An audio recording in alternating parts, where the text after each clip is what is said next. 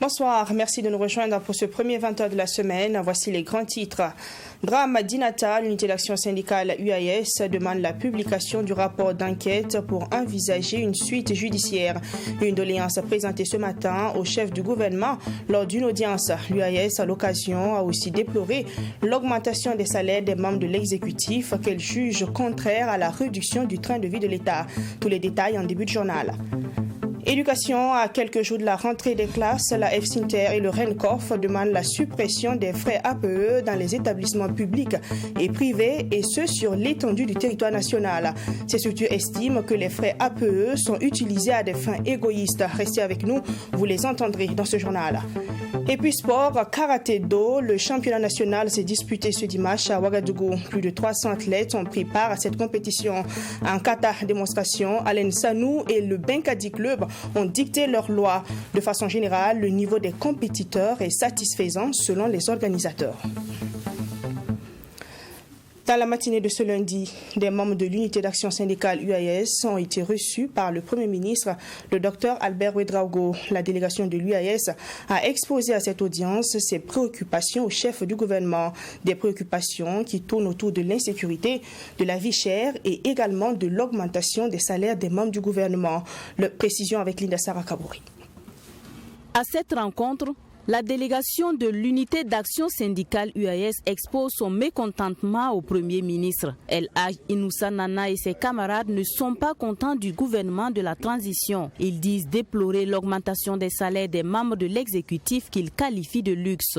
Un luxe contraire à leur demande de réduction du train de vie de l'État. Le Premier ministre dit assumer cette augmentation, nous confie El Hadj Inoussa Nana au sortir de cette rencontre. Nous avons toujours demandé à ce qu'on puisse réduire le train de vie de l'État. Et sous le régime passé, nous avons toujours lutté.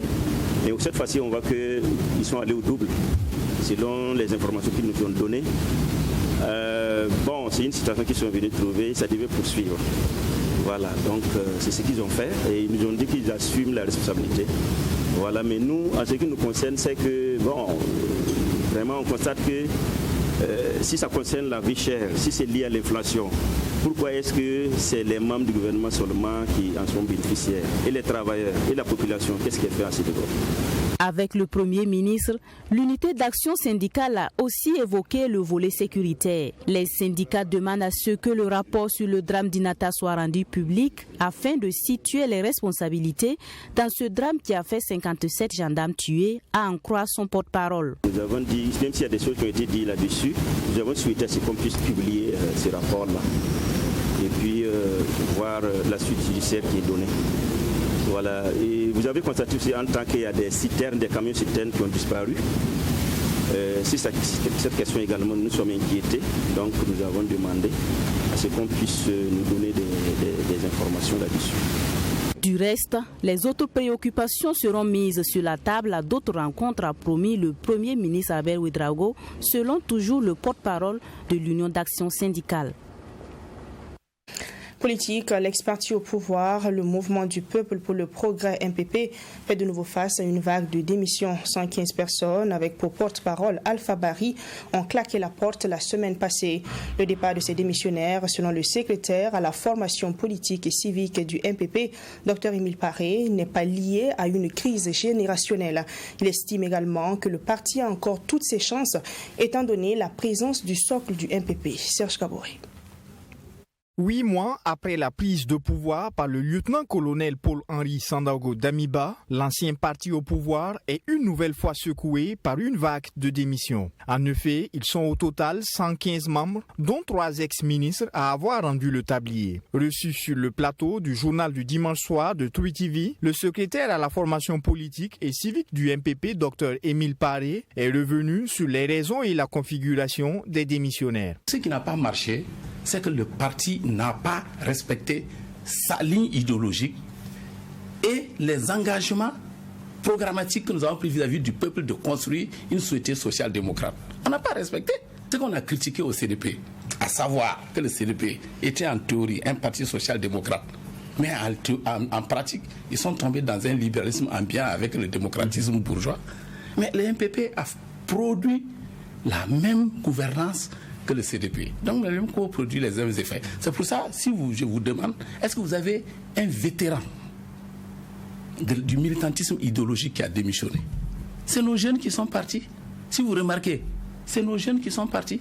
Aucun militant de l'UGF, aucun militant véritablement du mouvement révolutionnaire, du CNR, en passant par quoi, n'est parti. À en croire le secrétaire à la formation politique et civique du MPP, tout serait parti de la transition mal assurée après la présidence de Simon Compaoré à la tête du parti.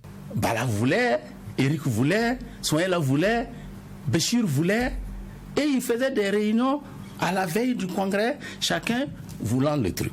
Nous avons dit au président Roch, la situation interne ne permet pas de choisir un de cette génération, de ce courant. Va prendre le temps, dégager un leadership plus jeune pour donner le... Mais Roch a forcé. Dès qu'on a dit, Bala est le président du parti, les autres jeunes ont commencé leur lutte pour quitter le parti. En réalité, ce n'était pas la chute. Le processus avait déjà commencé. Certains ne venaient même pas aux réunions du parti depuis le congrès. C'est donc sans détour que le docteur Émile Paré estime que la crise que traverse le parti du Soleil Levant n'est pas générationnelle. Si vous regardez le président Roch, depuis qu'il a pris le pouvoir, il n'a pas géré avec sa génération. Il nous a tous mis de côté. Il a fait appel à la jeune génération. Ce que je veux dire, ceux qui ont démissionné, ils n'ont pas posé une crise générationnelle. Okay. En réalité, c'est leur génération à qui on a donné le parti. Bara, Sakandé. C'est leur génération. Ça, c'est un point qui va venir d'ailleurs. Ah oui, c'est leur génération qui a eu la présidence du parti. Mais en réalité, c'est une crise intergénérationnelle. C'est parce que la génération là, ils n'ont pas accepté le leadership de celui que Roch, que j'ai dit, a imposé. Nonobstant ces défections, le MPP a encore sa place sur l'échiquier politique national selon Émile Paré, qui en veut pour preuve le socle du parti. 95 membres du bureau exécutif. Moussé est parti avec 8 membres du bureau exécutif. Sohaïla est parti, je crois, avec 4 ou 5 membres. Et les derniers sont partis avec 17 membres sur 95. Donc il reste encore plus de combien? Plus de 60. Nous sommes là. Donc, je ne nie pas la faiblesse, l'affaiblissement du parti. Mais les 60 là sont là. Deuxièmement, nos 45 secrétaires généraux des provinces, combien sont partis? 1 ou 2? Pour l'instant? Oui, dans les régions, dans les provinces. Donc le parti a toujours ses structures de base. Le socle du MPP n'est pas parti. 46 autres membres du bureau politique national du Mouvement du Peuple pour le Progrès MPP avaient annoncé leur démission du parti en mars dernier. Le parti de Roch-Marc Christian Kaboré est-il à la croisée des chemins avec cette nouvelle vague de démissions? Et puis, ces démissions ne sont pas surprenantes pour le sociopolitique Olo Pépénia. Elles sont, selon lui, l'expression de frustration et d'une crise de militantisme. L'ancien chercheur Dr Daniel Kéré lui aussi explique qu'elle découle de l'expression de frustration au sein du parti et aussi d'une crise. Ces deux observateurs de la scène politique donnent leurs analyses de ce phénomène de démission qui n'est pas propre au MPP dans ce reportage de Maxime Chouin-Bambara. Si les démissions en cascade au sein du MPP, Mouvement du Peuple pour le Progrès, cachent mal un malaise au sein du parti, pour le sociopolitologue Olo Pépin, elles sont l'expression de frustration et d'une crise de militantisme. Un militantisme basé sur des intérêts politiques et non sur des convictions idéologiques. Et cette crise n'est pas que propre au parti du Soleil Levant. Pour ce dernier, le MPP, comme la plupart des partis nés sous l'ère néolibérale dans les années 91, ressemble plutôt dans son fonctionnement à des comités électoraux avec pour unique objectif la conquête du pouvoir d'État. C'est ce qui explique la plupart de la transhumance politique auquel nous assistons, ou des militants qui sont à la recherche ici d'un parti qui puisse en tout cas les garantir quand même une certaine ascension au niveau de la sphère politique. On voit que c'est des partis dont la vocation principale ici est l'électoralisme pour accéder au pouvoir. Donc, ce n'est pas des partis qui portent en eux-mêmes des projets de société novateurs, voilà, ou qui s'inscrivent donc dans la défense, comme je l'ai dit, des valeurs universelles. Voilà. Et ces gens de partis aujourd'hui connaissent un recul. Et ce recul est lié, selon le sociopolitologue, au contexte international dans lequel se déploient les partis politiques. Vous savez très bien qu'avec le néolibéralisme, on est aujourd'hui dans une sorte que je peux dire une forte économicisation donc de la politique, voilà, où comme je l'ai dit, la politique se ramène ici à un marché, voilà, et c'est la loi du plus haut franc. Donc du coup, les partis politiques sont pour la plupart des partis clientélistes. Voilà. Donc il faut comprendre la nature de ces partis pour comprendre les comportements politiques de ces principaux animateurs. Donc lorsque les enjeux changent, les militants aussi changent en fonction des enjeux du moment. C'est la même vision que partage l'enseignant-chercheur Dr Daniel Kéré, pour qui le problème fondamental des partis politiques est la perspective liée au système partisan au Burkina Faso. Qu'est-ce qu'on cherche en créant un parti politique? Qu'est-ce qu'on cherche en militant dans un parti politique? Malheureusement, il faut le souligner, notre système partisan n'est pas fait pour concevoir, pour faire émerger des hommes d'État.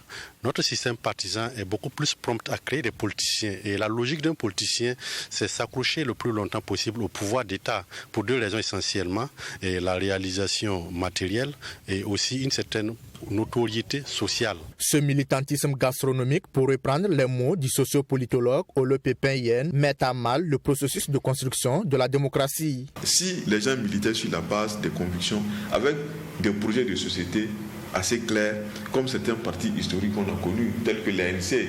L'ANC a été créée en 1912. Et ensuite, il y a eu des partis qui sont nés dans un contexte de lutte de libération nationale, tels que la SWAPO en Namibie, ou le FRELIMO, le Front de libération de la Mozambique. Voilà, même le RDA. Le RDA était un parti panafricain et qui a été créé dans le cadre de la lutte pour l'indépendance. Donc, du coup, il y avait donc des causes historiques qui ont entraîné la création de ces partis. Mais il faut reconnaître que ce n'est pas ce système seulement qui impute sur le bon fonctionnement de la démocratie.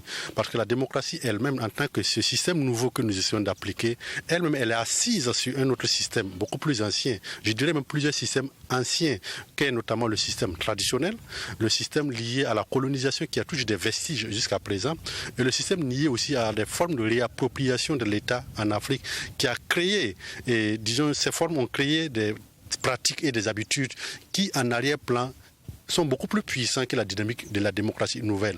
Lorsqu'on ajoute à cela la faiblesse de notre système partisan qui ne permet pas de faire émerger des hommes d'État, on ne peut qu'aboutir à ce constat d'une sorte d'échec, d'une sorte de répétition en termes de crise. Pour ces derniers, le MPP a pris un coup dur avec ses vagues de démissions, dont la dernière totalise une centaine de démissionnaires. Mais difficile de dire que ce parti est politiquement fini. Bon, pour se repositionner en 2025, voilà, et je pense que le MPP doit faire une revue des troupes. Parce qu'aujourd'hui, on ne sait pas qui est toujours MPP, qui ne l'est pas. Voilà, ceux qui démissionnent, ça c'est au moins qui ont donné le ton. Voilà, et qui ont affiché une position claire. Malheureusement, lorsqu'un parti perd le pouvoir, parfois c'est difficile pour ce parti de pouvoir rebondir. Bon, je pense que ce qu'il y a lieu de faire déjà, c'est essayer de consolider la base restante dans la perspective plus tard de constituer des coalitions et dans le cadre des élections qui vont être organisées pour la sortie de la période de transition. Par ailleurs, on observe que certaines personnalités essaient de créer leur formation politique. Cela s'inscrit simplement dans la logique de pouvoir se valoriser politiquement et, le cas échéant, marchander un positionnement politique dans le cadre des alliances qui vont se nouer dans la perspective d'un retour à une vie constitutionnelle liée aux élections qu'on va organiser. Si les démissions auxquelles l'on assiste ne sont pas surprenantes selon ces observateurs de la scène politique, il ne serait pas non plus surprenant de voir d'autres partis politiques se créer par les démissionnaires, comme d'autres l'ont déjà fait, notamment le PPS de Abdoulaye Moussé et le Parti des démocrates de Smaïla Ouedraogo. Toute autre chose en ce 20h, l'entretien des caniveaux, un problème qui ronge encore le secteur de l'environnement à Ouagadougou. Depuis bientôt 2 semaines, les populations riveraines du quartier Koulouba se plaignent de l'entassement des déchets solides aux abords des voies, des déchets issus du curage des caniveaux. Un véritable casse-tête donc pour ces populations qui sont obligées elles-mêmes de ramasser ces ordures afin d'exercer leurs activités ou vivre dans un environnement sain. Elles lancent un appel aux autorités et leur demandent de prendre des dispositions pour mettre fin à ce phénomène. Constat signé Annie Gladisda et Mouelassida Kabori. Nous sommes ici à l'avenue de l'Archevêché. La population riveraine apprécie positivement l'action de curage des caniveaux. Et même si cette action est à saluer, il reste tout de même le problème de ramassage de ces déchets. En effet, ces déchets solides issus de ces caniveaux sont entassés aux abords de la voie, causant ici des désagréments aux usagers de la route, aux riverains et commerces qui jouxtent ces canaux. Selon Omar Kaboré et Yacouba Nakoulma, le non-ramassage de ces déchets après le curage des caniveaux est l'origine de nombreuses difficultés. Ils ont fait le travail à moitié. Ils ont curé les caniveaux et déversé aux abords de nos maisons et des commerces. Ça nous gêne tellement que nous avons approché la mairie, mais ceux-ci nous ont dit qu'ils allaient nous envoyer des camions pour débarrasser les lieux des déchets. Mais contre toute attente, nous n'avons vu aucun véhicule. Certains riverains ont dû faire appel à des tricycles pour débarrasser leur périmètre. Ils ont probablement pris l'argent du curage et du ramassage. Jusque-là, nous n'avons rien vu.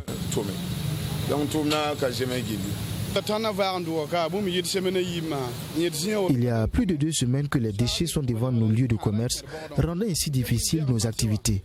Quand il pleut, l'eau ramène les ordures dans les caniveaux. Nous ne savons pas s'ils ont pris l'argent du curage et du ramassage. Vraiment, nous ne comprenons rien. Nous demandons au gouvernement de faire attention à qui il donne le marché, voir si la personne fait du bon travail avant de lui attribuer le marché.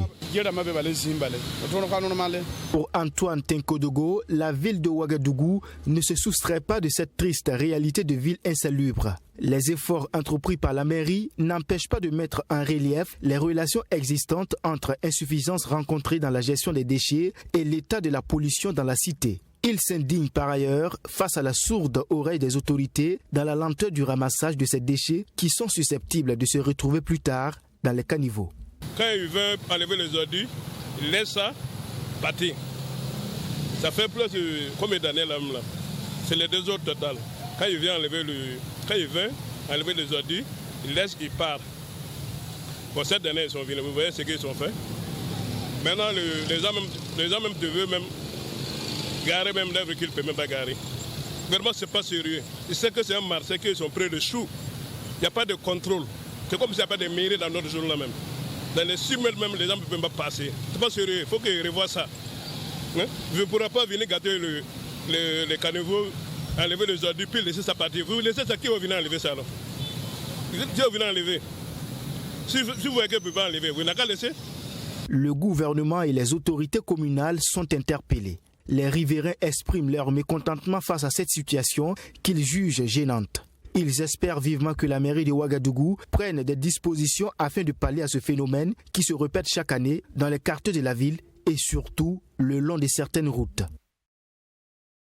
Éducation, on aborde ce soir la question des frais APE. Vous le savez, chaque établissement scolaire dispose d'un bureau de parents d'élèves qui collecte les frais APE. Des cotisations selon les textes de l'Union nationale des associations des parents d'élèves sont utilisées pour les dépenses propres au fonctionnement de l'établissement. Pour la FCITER, la Fédération des syndicats nationaux des travailleurs de l'éducation et de la recherche et le RENCOF, Réseau national des consommateurs du Faso, les frais APE sont utilisés à des fins égoïstes. Ces 2 structures syndicales demandent la suppression de ces frais dans les établissements publics et privés, et ce sur l'étendue du territoire national. On les écoute dans cet élément signé Mamitria Nakamabo.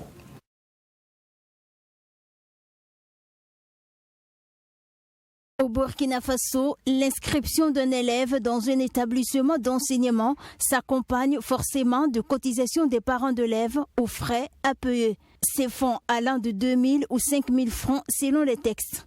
Et cette somme devrait servir à l'amélioration du cadre et de l'environnement des élèves et de leurs enseignants.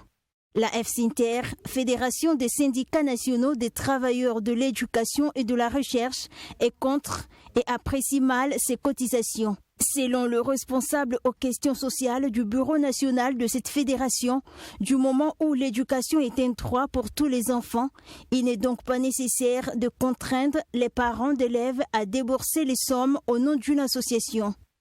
On ne peut pas m'obliger, par exemple, à adhérer à une association, à plus forte raison m'obliger à payer les cotisations vis-à-vis de cette association-là. Or, ce qui se passe au niveau des APE, c'est qu'on ne demande pas l'avis des parents du moment où tu as inscrit ton enfant.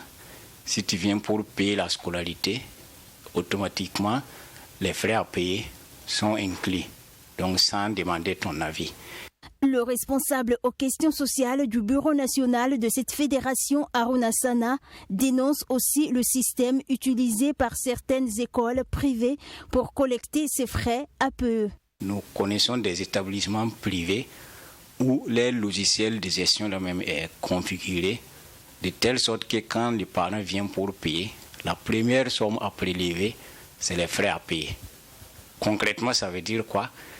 Que si j'ai 5 000 que je veux verser au nom de la scolarité de mon enfant, si les frais à payer coûtent 2 000, donc le logiciel va d'abord enlever les 2 000 là prioritairement, et en ce moment, c'est les 3 000 qui seront comptabilisés comme la scolarité de l'élève. En plus de dénoncer ce système de paiement de frais APE, le RENCOF, Réseau national des consommateurs du Faso, déplore également la hausse de ces frais dans certains établissements privés qui exigent la somme de 7 000, 11 000, 17 000, voire même jusqu'à 20 000 francs CFA. Les textes disent qu'il faut payer au maximum 2 000 francs CFA dans les établissements privés. On ne peut pas comprendre que des membres de cette société, de cette association en viennent à violer impunément et allègrement les dispositions de leur propre texte et qu'ils ne soient pas sanctionnés à la fois par l'Union nationale des associations des parents d'élèves et même l'État qui laisse faire. La gestion des fonds APE a toujours fait objet des débats entre les parents d'élèves, les enseignants, le bureau de parents d'élèves et le syndicat national de l'éducation. Selon la circulaire numéro 93 du 17 décembre 1993, les recettes des différents bureaux APE devraient être reparties comme suit: 40% pour le fonctionnement de l'association, 40% au profit de l'établissement et 20% pour le renforcement de l'Union nationale des coordinations provinciales des associations des parents d'élèves du secondaire du Burkina. Pour la FSINTER, aucun investissement a été fait grâce à ces fonds. Il n'y a pas de bilan, on ne sait pas où rentre l'argent parce qu'on ne voit aucun investissement réalisé par ces API-là sur le terrain, mais chaque année on perçoit quand même ces frais-là. Donc ça pose énormément de problèmes. Voilà, entre autres, donc des récriminations que nous faisons à ces frais-là, parmi tant d'autres. La FSINTER, Fédération des syndicats nationaux des travailleurs de l'éducation et de la recherche, et le RENCOF, Réseau national des consommateurs du Faso, exigent la suppression des frais APE dans les établissements publics comme privés. Nous pensons que les structures de l'État doivent arrêter de percevoir ces frais-là. Mais nous pensons qu'il faut des réformes entrant dans ces cadres-là, de telle sorte qu'un parent ne se retrouve pas dans l'obligation de verser les frais à payer s'il ne veut pas s'engager dans une association quelconque. Nous pensons que les frais APE en l'étape actuelle, dans le contexte actuel du Burkina Faso, sont une arnaque. C'est une escroquerie innommable, insoutenable, qu'il est important que l'État en vienne à commander la suppression des frais APE, surtout dans les établissements privés d'enseignement. À l'orée de la rentrée scolaire 2022-2023, ces deux structures syndicales appellent le gouvernement à prendre ses responsabilités.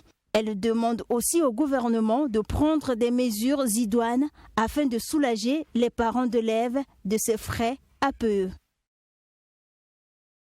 La rentrée scolaire 2022-2023 à Bobo-Dioulasso, c'est la période des inscriptions et réinscriptions dans les établissements. Quelques parents d'élèves vont pour finir les procédures d'inscription de leurs enfants dans les librairies et points de vente de fournitures. Par contre, ils affluent pour l'achat des fournitures. Constat avec notre reporter sur place, Joseph Koutko. Bientôt, c'est la rentrée scolaire et c'est la période des inscriptions et réinscriptions dans les établissements ici à Bobo-Dioulasso. Au collège de l'Avenir, l'affluence n'est pas comme les années précédentes. Dans la plupart des cas, les usagers finissent d'abord d'essayer de trouver donc des inscriptions dans l'instrument public. Une fois que cela n'a pas pu être, maintenant ils se rabattent sur les privés. Nous avons besoin quand même aussi d'un certain apport pour pouvoir fonctionner. Des parents d'élèves viennent poser la question donc de la scolarité. Quand on vient dire, par exemple, il faut, comme on est au marché, il faut faire barca. C'est un peu une attitude africaine et cela, très souvent, c'est pas facile de faire comprendre cela à un parent. Même ambiance au lycée privé Savanus, malgré la baisse du coût de la scolarité.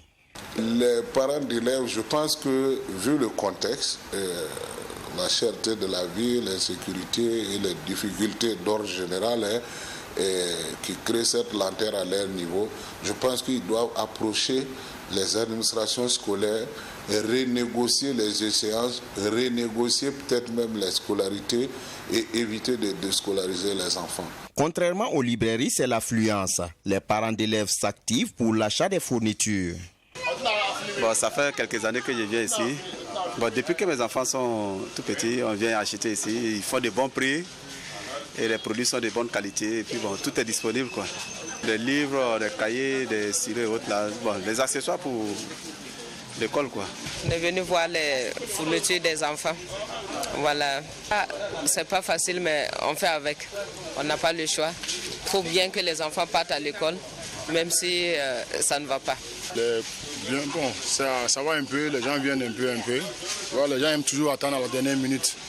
Voilà, sinon depuis le 1er septembre, il y a d'autres qui ont commencé à payer les fournitures. Bon, par rapport à l'année passée, si on veut bien voir, cette année, il y a moins d'affluence.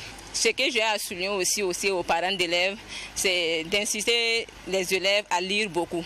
Puisque quand on veut voir au niveau des années antérieures par rapport à aujourd'hui, les élèves, les romans, ça ne sort pas comme avant, quoi. Dans la plupart des établissements privés et publics de Bobo-Dioulasso, la rentrée des classes est prévue pour le lundi 3 octobre. Retour à Ouagadougou est toujours dans le même secteur. Il existe désormais une foire dédiée à la rentrée scolaire, la Foresco, la foire de la rentrée scolaire. Elle vient accompagner les élèves et les parents d'élèves pour la réussite de l'année scolaire. La première édition a été effective du 22 au 25 septembre 2022 dans la capitale burkinabé. Était au programme des activités une exposition des fournitures et manuels scolaires à des prix très raisonnables et aussi des formations. Précision avec Fatima Tanikema. Tous engagés pour une éducation de qualité au Burkina Faso. C'est sous ce thème que s'est tenue la toute première édition de la foire de la rentrée scolaire. 4 jours durant, ce sont plusieurs activités qui ont été menées dans le quartier Belleville de la ville de Ouagadougou au profit de l'éducation nationale. Parmi ces activités, une formation au profit des élèves et des parents. Le but de cette formation, c'est de permettre aux élèves de développer leurs aptitudes, d'entrer dans le modèle de leur intelligence, de leur permettre de développer un état d'esprit plus pensant, plus intelligent, plus responsable et allant dans le sens de ce qu'ils veulent dans leur vie. Alors, on les apprend d'abord la pensée positive, on les apprend également les modèles mapping, c'est-à-dire comment utiliser les cartes mentales pour retenir plus rapidement les leçons. On les apprendra également comment entrer dans des modèles de mémorisation plus soutenus. Notre prof nous a dit d'être sage, de respecter les grands élèves et les personnes âgées, d'avoir être bien à l'école, d'étudier bien, d'avoir apprendre les leçons et aussi d'avoir respecté les personnes âgées aussi. Cette foire de la rentrée scolaire, en plus des formations, a aussi servi de cadre pour les promoteurs de rapprocher les parents du marché de fournitures et de manuels scolaires. Et cela à travers cette exposition dans le quartier Belleville. À l'approche de la rentrée scolaire, les parents sont un peu stressés à trouver les fournitures scolaires pour leurs enfants. Et en plus, les frais de scolarité qui sont un peu plus élevés, nous avons jugé bon d'organiser cette activité pour permettre aux parents de venir acheter les fournitures de leurs enfants à moindre coût, c'est-à-dire en quelque sorte rapprocher les fournitures des parents et des élèves. Oumarou Kaboré, parrain de cette activité, tout en saluant l'initiative, a rappelé son importance dans ce contexte actuel du Burkina Faso marqué par une vie chère. Le promoteur, lui, compte sur les parents et les partenaires pour une prochaine édition plus réussie. Samedi dernier, la promotion 2000-2005 de l'UFR Sciences juridiques et politiques de l'Université Ouaga 2, devenue Université Thomas Sankara, a organisé des retrouvailles dans la commune de Koubri. L'objectif est de créer un cadre d'échange convivial et renforcer les liens d'amitié et de fraternité et cultiver la solidarité entre membres d'une même promotion. Des retrouvailles qui ont donné lieu également à une collecte de fonds au profit des personnes déplacées internes. Abdourahmane. Comme chaque année depuis maintenant 3 ans, la promotion des étudiants des sciences juridiques et politiques se rencontre ici dans la commune de Koubri pour les retrouvailles. Cette année, la rencontre censée être un cadre de divertissement est particulière. Les membres de ce groupe engagent des réflexions sur leur contribution à la résolution de la crise que connaît le pays. Une contribution volontaire est donc lancée. Vente aux enchères, collecte de dons en espèces et en nature sont des moyens pour les 300 membres de ce groupe d'apporter leur soutien aux personnes déplacées internes. Nous avons vu beaucoup d'actions à leur égard et nous avons décidé d'apporter aussi notre contribution, aussi modeste soit-elle, pour que ces frères du Burkina Faso, ces frères et sœurs du Burkina Faso puissent améliorer leurs conditions de vie qui sont très difficiles.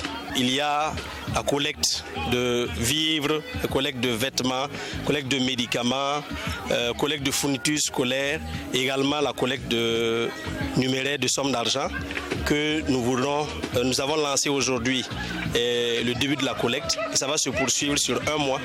Et ce que nous aurons réussi à rassembler, nous allons prendre attache avec les autorités compétentes pour procéder donc à la remise de ces dons aux personnes déplacées internes. Sur place, cette idée est approuvée par tous les membres. Des dons en nature sont enregistrés séance tenante et d'autres ont commencé à mettre la main dans la poche. Vous savez que le pays est dans une situation vraiment difficile. Si c'est l'occasion pour tout un chacun de faire parler son cœur, de participer, comme on a dit, nous sommes en guerre, de participer à l'effort de guerre, d'aider nos compatriotes qui sont dans les difficultés. Et c'est pour ça que je me suis fortement engagée pour que la collecte soit très belle et fructueuse. On ne dit pas forcément d'avoir de grands moyens, mais le peu qu'on a, on peut prélever quelque chose pour soutenir nos frères et nos sœurs en détresse, parce que aujourd'hui c'est quelqu'un d'autre, demain ça peut être nous-mêmes, et on s'imagine qu'on aurait été confortable si on se trouve dans une situation pareille et que quelqu'un nous vienne en aide. Tam Tam Group Presse, partenaire de ce groupe d'anciens étudiants depuis 3 ans, a partagé son expérience avec le groupe en matière de collecte de biens au profit des personnes déplacées internes. Représenté par le directeur des rédactions et le directeur commercial, le groupe de presse a présenté ses offres à ses partenaires. Il s'agit de la production et la diffusion de contenu audiovisuel. Et pour terminer ce soir, la Fédération burkinabé de karaté-do a tenu son championnat national ce week-end à Ouagadougou. Durant 2 jours, les compétiteurs venus des différentes provinces ont rivalisé dans 2 catégories, à savoir en kata et en kumité. La finale a eu lieu ce dimanche au siège du Comité national olympique des sports du Burkina Faso. Les images donc avec Assemi Touré. Plus de 300 athlètes ont pris part à ce championnat national, la compétition phare de la saison. En kumité, moins de 57 kg, Faisal Zibato s'impose devant Sosten Zabré. À moins de 76 kg, Mohamed Kaboré, après un dur combat, remporte la première place face à Kabiru Diapo. Chez les filles, à moins de 68 kg, Fadilatou Sambaré de Manga s'impose devant Farid Ali de Tenkodgo. En kata individuel, Jamila Zamtako de Yako prend la première place. Chez les filles, en senior. Et chez les hommes, Alan Sanou du club Benkadi surpasse son frère Samuel Sanou et est fait champion. Les frères Sanou remportent également la première place en kata par équipe. Pour nous, on a l'habitude maintenant de la compétition. On peut dire que ça fait maintenant déjà un moment, on a déjà pris beaucoup d'expérience. Cette compétition, c'était pour nous une manière de se remettre en forme pour les compétitions à venir, en parlant juste de la compétition qui vient de championnat d'Afrique en Afrique du Sud. Donc pour nous, on est déjà sur la préparation et pour nous, ce championnat, c'est encore une manière de s'améliorer. Pari réussi donc pour la Fédération burkinabé de karaté-do au vu de la forte participation des compétiteurs. Tout à fait. Vous savez, quand vous arrivez à tenir un pari et que les gens sont contents, je pense qu'on doit se jeter des fleurs parce que ce n'était pas évident vu le contexte et vu que nous sortons d'un grand rendez-vous champion d'Afrique de karaté-do. Donc on est très fiers de ce qu'on a vu ce soir. Vous savez, les médailles au plan international, c'est quoi? C'est le travail. Il faut que les gens acceptent de travailler. En toute humilité, travailler. Parce que le niveau, il est haut. Ici, ce que nous voyons déjà ici, il est moyen. Il faut avoir à l'international, on a toutes les nations qui sont là. Donc je pense que pour avoir des médailles, il faut travailler. Et nous sommes sur la bonne voie. Nous allons travailler. Si au bout du travail, on nous accompagne, je suis sûr que nous allons prendre valablement le pays. Un niveau acceptable sur le plan général, selon le parrain, qui dit être satisfait. Bon, d'abord, je remercie beaucoup le public et les partenaires qui étaient présents. Je vois que le public est venu vraiment soutenir la fédération en question. Ça va montrer à la fédération qu'ils ne sont pas orphelins, que la population burkinabé les soutient. Ça, d'une part. D'autre part, j'ai vu les athlètes qui sont très jeunes et qui sont engagés. Et je les encourage toujours pour aller dans ce sens, pour qu'on ait demain des performances meilleures pour avoir des athlètes au plan mondial. La participation des combattants burkinabés au championnat d'Afrique de karaté en Afrique du Sud dans 2 mois marquera la fin de la saison sportive en karaté. C'est la fin de ce journal. Merci de l'avoir honoré. On se retrouve demain 20h pour un nouveau journal. D'ici là, portez-vous bien. Bonsoir.